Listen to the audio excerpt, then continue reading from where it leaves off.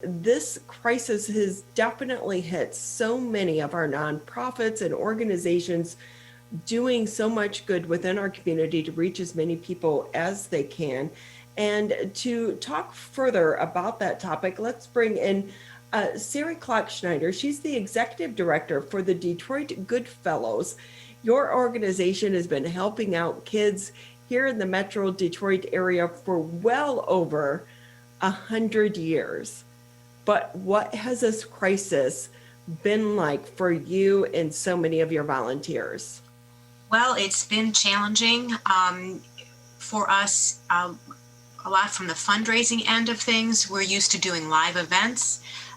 Every fall for the past 30 years, we've had a fundraising breakfast at the TCF Center where we honor a community leader. We had fully intended to do that this year, had it on the calendar for October, and we did have to cancel due to COVID. We've also have a sales day, which would have been yesterday. Monday, always the Monday after Thanksgiving, where our members go out on the streets of Detroit and sell newspapers to raise funds. We unfortunately had to cancel that as well, which was the first time in over 100 years that we were not out on the street selling those papers. So it was, some of our members have been involved with this for literally decades. So they were very disappointed to not have that. But we did a virtual effort and we actually raised over $40,000 in a couple of days with online fundraising. So the community has been very generous to the Goodfellows to ensure that those Goodfellow packages get delivered this year. It has been such an annual tradition in the city of Detroit to see you and your volunteers on the corners selling those newspapers. When you had to make that announcement that it wasn't going to happen this year, what was that like? It was very disappointing. Like I said, we have some extremely dedicated members who have been selling papers on the streets of Detroit for decades. And our founder, actually, James J. Brady, has family members now who followed in his footsteps and continued serving the Goodfellows. And they had the Brady Corner, which is at the Penobscot building downtown. We actually have like 4 generations of the Brady family that have been selling at that location since 1914. So it was definitely a blow. But we know we'll be back out there next year, and we concentrated on virtual fundraising this year to make up those funds. For those, and I probably should have started off with this, I'm sorry, I'm just so familiar with your organization, but for those that don't know what you and your team members do you want to fill us in, give us some background into the organization? Sure. We've been around for, like you said, over 100 years, founded in 1914 by a gentleman named James J. Brady. And he was inspired by a cartoon he saw in the Detroit News of a very successful businessman holding the hand of a young child. And the point of the cartoon was that this man was giving back to the children. And no child is forgotten at Christmas time. So on that first sales day over 100 years ago, Mr. Brady gathered up some of his colleagues and friends who had sold papers when they were children. They went to their old corners and sold those papers. They raised a couple $1,000s, used that money to buy gifts for local children in need that first Christmas. It's evolved through the years. The Goodfellows partners with Detroit Police Department. That's our primary partner for many, many years, decades. Goodfellow members and police officers would hand deliver the packages to the homes of the children. We've gotten quite large now. We can't do that anymore.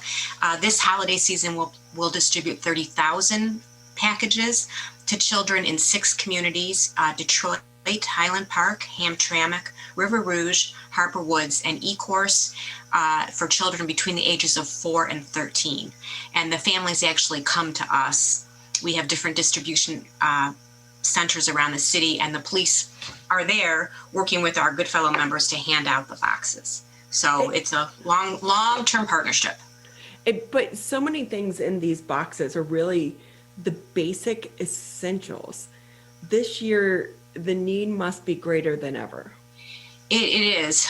We've definitely received a lot more applications this year online. We have 30,000 packages, and 30,000 kids signed up for those packages. like you said, there's a lot of great stuff in there.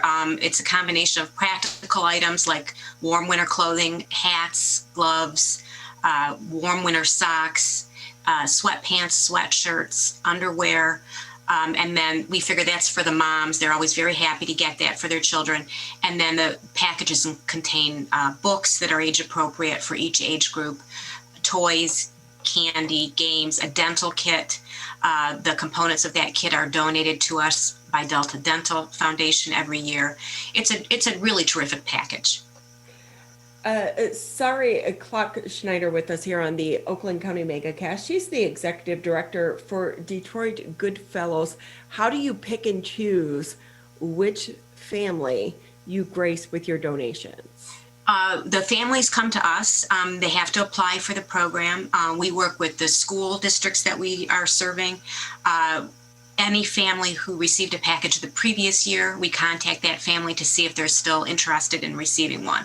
So it's a cycle that continues every year, but we rely on the police officers, the teachers, people in the buildings, and that this year, of course, that's changed a little bit because they're not all the schools are in the building.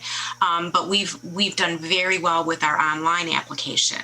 That's really, really helped. And this is the first year we received over 4,000 applications online, which was helpful to us and helpful to the families too. They could just fill it in on their phone or on their computer.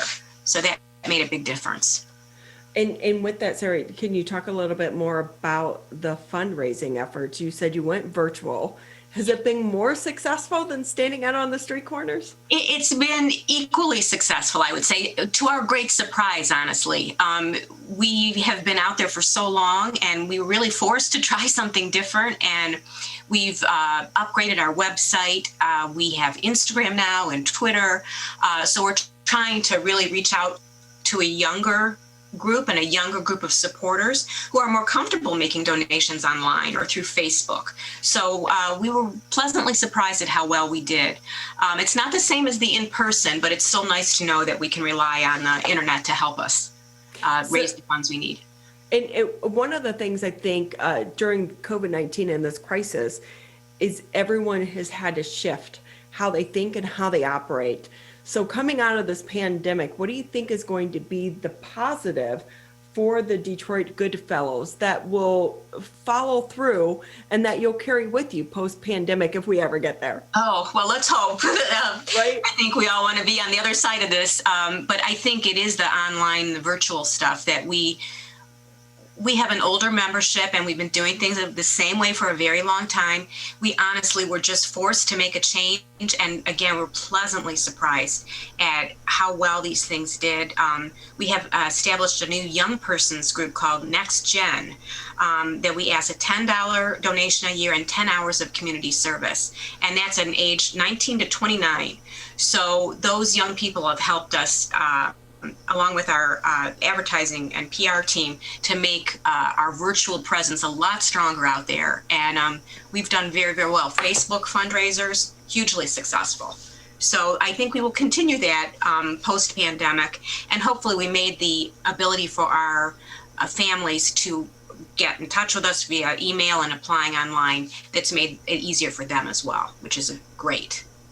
So Sari, I'm trying to think back at some of those conversations because I always say I need a 12 or a 14-year-old in my life just to be able to help me navigate this technology. And I don't know how many different conversations with my niece and nephew at the Sunday dinner of them trying to teach me Snapchat. Mm-hmm. So I'm trying to think of what these conversations were like for you and your team members who maybe don't even realize Snapchat exists. Forget TikTok. Yes, right. Forget TikTok. Yeah, no, I have a 21-year-old who's helped me tremendously, and I do use Snapchat, challenging as it may be. We actually ask our members if they're not going to do it themselves to have their children and their grandchildren do it. So the more we can have, the next generation supporting us in that way, the better.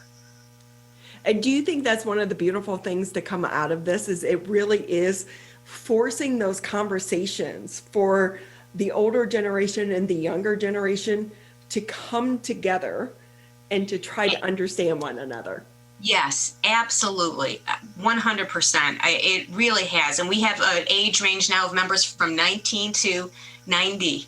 And I think the 90-year-olds can appreciate what they're learning from the 20-year-olds in terms of, wow, Facebook, it's not that hard. You can actually go on there and raise money, and you get to watch the little thing go up to show your goal is 500 and you're at 450. You just need a little bit more to get there. So very, very positive.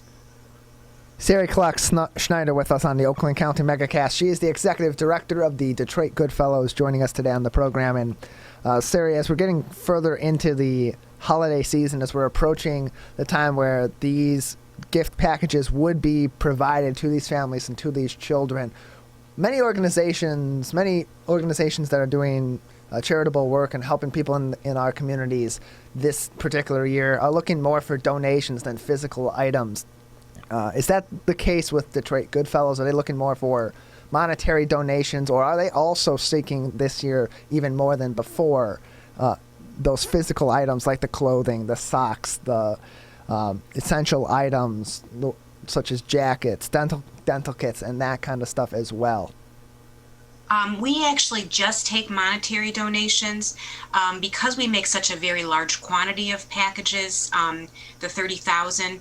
Each age and gender receives the same items in their package. So, for example, a 6-year-old girl would get a brand new pair of sweatpants, a brand new sweatshirt, brand new winter hat, brand new mittens. So we use the funds that we raise to buy these items and package them up for the children. With that, Sari, talking about the future, where do you see, can the Goodfellows continue for the next 100 years? And how do you see you developing and evolving in this new world? That's a very good question. And I think we have learned from the pandemic the hard way, how to really look to different ways to raise money, different ways to reach out to people in the absence of having children in the building, in the absence of being able to have an in-person fundraiser. So I think that it's for us, we need the young people, we need the young supporters, and we need the young members to follow in the footsteps of the people who have been doing this for so many years and embrace it and make sure that the kids of tomorrow get a package too. So I think the youth and virtual fundraising are our new best friends moving forward. I love that. How long have you been involved in the organization? I'm the only paid person, actually. The rest is volunteers, and I have been with them for 23 years now. So I do love this organization and what they do for the kids. It's really, really heartwarming, and a lot of people that are involved, like I said, have been involved forever, and I just respect how much they devote their time and their energy and their love to this organization. One of the things is when you volunteer or you work for an organization such this, it changes you as a person. How has it changed you in seeing the need and the appreciation from the community for what you and the team members are doing? You know, I just think I've gained a lot of respect. The people that give back, the volunteers that give so much back to the community. We have people that have been with us for decades, and they are there no matter what, rain, snow, sleet, hail, out there selling papers, out there helping at the distribution centers, helping to pick the items that go into the package, devoting countless hours, not just at Christmas time, but the whole year long, to make sure that this need is met and these kids have a happy Christmas. It's very heartwarming. I feel very privileged to work for this organization, truly. Oh, that is so great, because we do tend to think of the Goodfellows and just at Christmas time, but you do so much more year round. Quickly, if people want to donate or they want to get involved, how can they do that? The best way to reach us is to go on our website at detroitgoodfellows.org, and any questions you have, you can contact us through the site or give us a call at 586-775-6139, and we'll be happy to answer any questions. Well, Sari, thank you so much for your time. We appreciate you and your team members and everything that you're doing for the community and all of the smiles that you're putting on the kids' here in the greater Michigan, Southeast Michigan area. Thank you for your time and your effort. Thank you so much for having me. I really appreciate it.